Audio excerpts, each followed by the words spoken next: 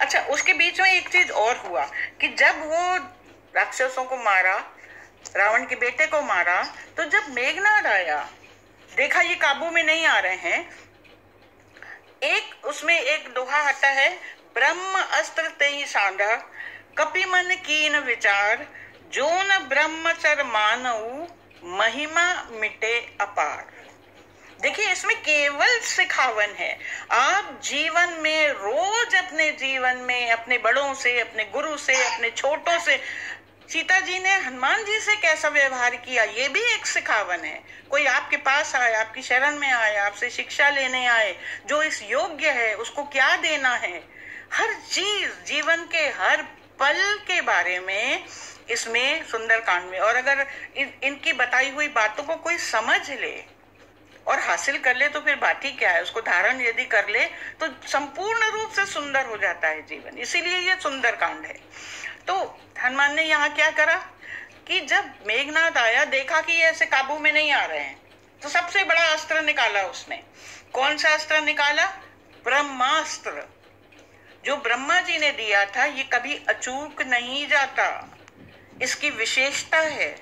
तो ब्रह्मास्त्र से हनुमान जी को घेर लिया। हनुमान जी में इतनी क्षमता थी, बल बुद्धि निधान, भंडार है वो बुद्धि के, बल के।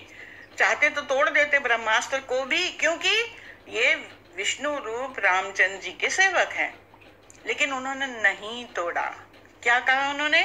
जो न ब्रह्म सर मानऊं, अगर मैं ब्रह्मास्त्र की के मान को मैं नहीं रखता हूं, अभी तो मान क्या है कि ब्रह्मास्त्र कोई तोड़ ही नहीं सकता, और अगर मैं तोड़ दूंगा तो ब्रह्मास्त्र की महिमा क्या रह जाएगी, ब्रह्मा की महिमा क्या रह जाएगी। हमारे भगवान की, हमारे गुरु की, हमारे बड़े की महिमा बनी रहे। जो न ब्रह्म सर मानऊ महिमा मिटे अपार, उनकी इतनी अपार महिमा है वो मिट जाएगी। तो उन्होंने कहा ठीक है, ब्रह्मास्त्र से बंध गए तो चलो बंधे हैं हम, अब हमें बंधे बंधे ले चलो। और फिर जब वो गए दरबार में, वो भी एक अलग प्रसंग है। कम्युनिकेशन स्किल्स, कैसे बातचीत होती है आपस में, वो बहुत लंबा विषय है, वो फिर कभी समय होगा तो उसको देखा जाएगा। उसके बाद ये जब निर्देश हुआ कि चलो अब इनको दंड दिया जाए, विभीषण ने कहा कि ये तो दूत हैं, इनको नीत विरोध न मारिए दूता, इनको मारिए मत, कोई सजा दे दीजिए, चाहे लंका में पूंछ में आग लगा दो भाई, इनके पूंछ जल जाएगी, कुरूप हो जाएगा वानर। अब ये भी कहीं कितने भी आजकल ये जो मैनेजमेंट गुरु है ना, ये जगह जगह जाके कॉलेजों में, मैनेजमेंट ऑफिसेज में ये सिखाते हैं, ये सुंदरकांड पढ़ाया जाता है, हनुमान चरित्र पढ़ाया जाता है। बिना रिसोर्सेज के अपना काम पूरा कर लीजिए। हनुमान जी के पास न कोई अस्त्र, न कोई शस्त्र, न कोई सहायक, न कोई सेना साथ में, कुछ नहीं। तब क्या हुआ?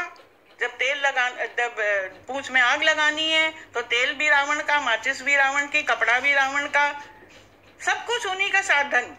और इन्होंने उनके पूरे नगर को उस पूंछ से जला दिया। मतलब जब हनुमान जी उद्दंडता पे जब आ जाएं तो उसको उद्दंडता नहीं कहते, उसको कहते हैं शक्ति प्रदर्शन। उद्दंडता राक्षसों की होती है, जो अच्छे लोगों को मारता है, और जो अनाचारी को नुकसान पहुंचाता है वो उद्दंड नहीं होता।